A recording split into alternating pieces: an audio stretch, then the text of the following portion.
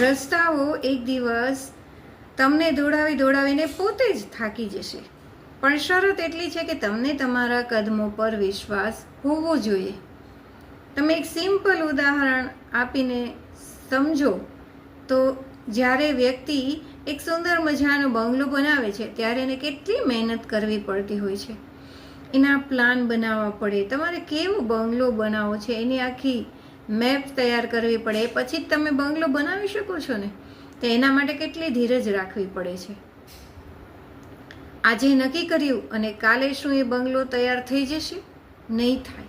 એવી રીતે તમારે પણ તમારા કદમ પર ભરોસો રાખવાનો છે કે તમે આજે જે કંઈ કામ શરૂ કર્યું છે એ કાલે તો પૂરું થશે ને થશે જ. ક્યારેય કોઈનું કર્યું અફેર જતું જ નથી. અત્યારે પુરુષોત્તમ માસ ચાલી રહ્યો છે, બધા ભક્તિ કરે છે. આપણે જોઈએ છીએ ને છેલ્લે વાર્તામાં એન્ડ શું આવે છે કે પુરુષોત્તમ ભગવાને એને આ વસ્તુ આપી.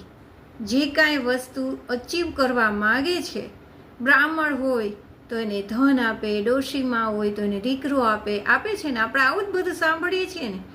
એમ આપણને આપણા કાર્યમાં વિશ્વાસ હોવો જોઈએ, આપણી મહેનત પર વિશ્વાસ હોવો જોઈએ, તો એ કામ અચૂક પૂરું થશે ને થશે જ.